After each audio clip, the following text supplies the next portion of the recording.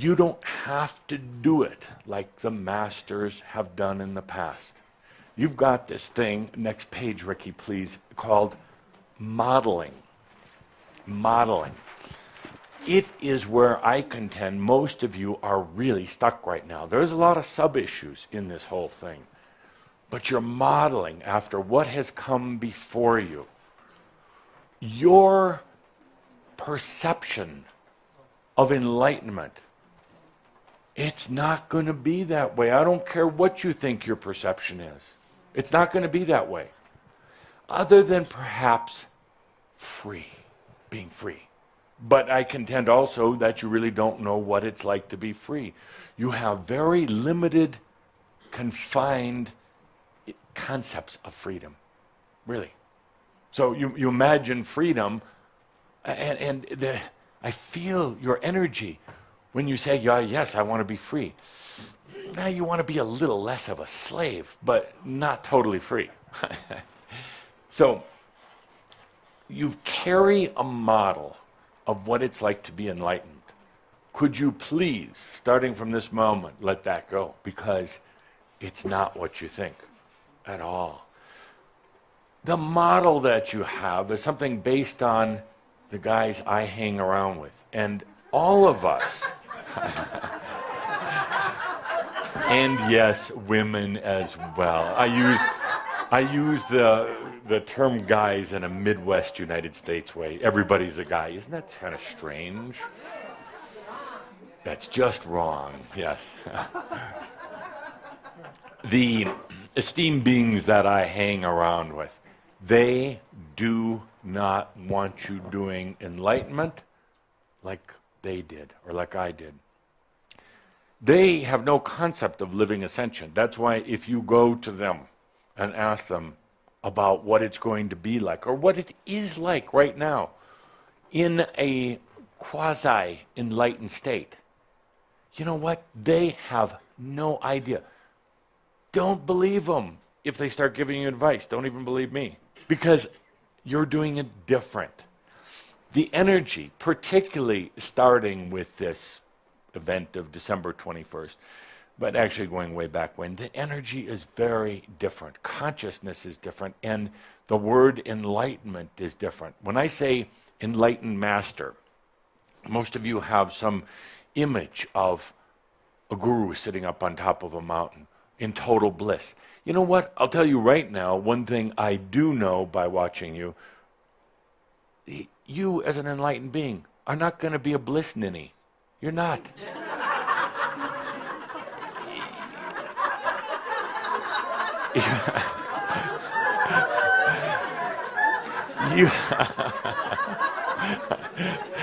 Bliss ninny. Would you write that, Ricky? You're not going to hang around public restrooms in white robes, sprinkling smoke and water on people. No, you're going to be real. You're going to be in life. You are going to be more clear and more arrogant and stronger than I am with you. No, truly, why? Because as an enlightened being living on the planet, your tolerance level is going to be low. And you probably thought enlightened beings just had all this patience. Not at all. You're going to have less patience than I do. You're gonna, when somebody comes to you and starts spewing macchio all over your newly shined expensive shoes, you're going to cut them off faster than I've ever been rude to you at the microphone. Why? No patience. Why? Because you are going to know it can be done. There are no excuses. You did it. You know, the worst person against smoking is one who used to smoke, Caldra. Why? Because they know you can quit. They don't have patience for it. Everybody else says, well, maybe we should give them some space to smoke. The ex-smoker is like, put it out now. The ex-muggle is, I don't have time for your stories. And neither do you. I do not have time for your feeding that you are trying to do on me right now, and I call you on your game, you vampire. See, you're going to be terrible. You're going to make me look like a saint, which I am.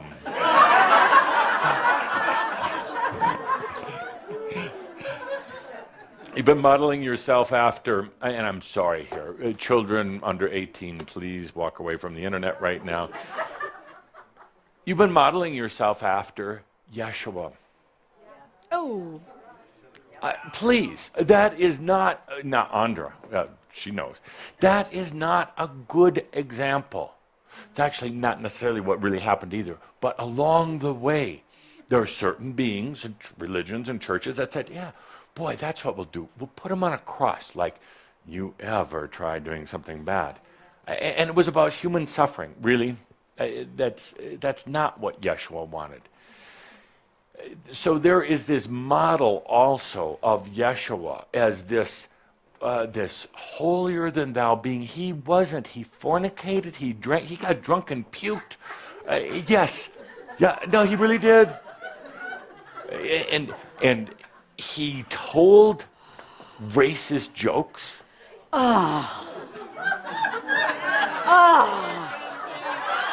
I knew you couldn't go the whole meeting without getting to me. He told politically incorrect jokes about the Romans. Wouldn't you have if you lived in Jerusalem back then? Hey, did I tell you about the Roman who... So that's a model that's imprinted into many of you. And then you hear the stories of walking on water. That was totally fabricated. And the stories of the healing. Yeshua was the first to say he wasn't a healer, but he knew how to bring out the healing within you. He knew how to get so laser focused. And he wasn't necessarily nice about it. A beggar or a sick person would come up to him. He didn't do the, oh, you poor thing. But he's like, are you going to heal yourself or not? And he would look them straight in the eye. And when they started doing the mumbo jumbo, he would laser focus on them until they felt it within themselves. And then he would basically say to them, when I see you next time, you better be dead or healed.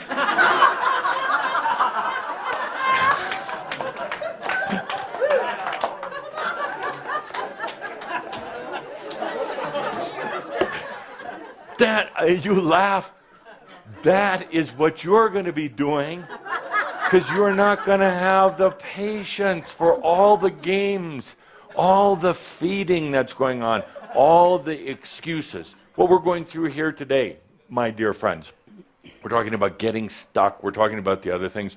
We're taking it pretty nice and slow, unless you're new online. You probably already tuned out by now. We're going slow. You're not going to have the patience for it. You're going to say, get rid of the old models, the old concepts of what you thought enlightenment is going to be. Let those go. This state of perfection or turning lead into gold or any of the rest of those things, it's all child's play. And the funny answer is yes, you can actually do that in enlightenment. But you don't run around using that to prove that you're enlightened first. Say, when I learn to turn lead into gold, then I'll know I'm enlightened. Other way around. It's about enlightenment. Now, there are other models, Buddha, which I just mentioned. Buddha did it with a lot of suffering, which you don't need to do, but somehow you like to walk in Buddha's shoes or sandals, walk along that same path. Why? Buddha gave up his family and then tormented himself mentally more than physically, but physically for sure. You don't need to do that. So let us, and just think for a moment of the other supposed masters. And think first, let's be real practical, think of the funny clothes they wore, the masters that have come before you. When you think of a master, you think of funny clothes, sheets and towels and turbans and funny things like that. Wasn't that in style then? No? Yes, but you still yes, it was. It was in style. But you still think in terms of that. Begging wasn't in style, but you still think in terms of that. In other words, the poor master. You think in terms of giving up everything and having nothing, walking around as a beggar. Why? I am here today. My primary message is this.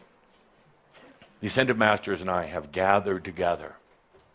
We've taken a look at what's going on. We've compared our notes from our different groups. And I have to say we're doing pretty good over here at the spirituality with altitude. Altitude.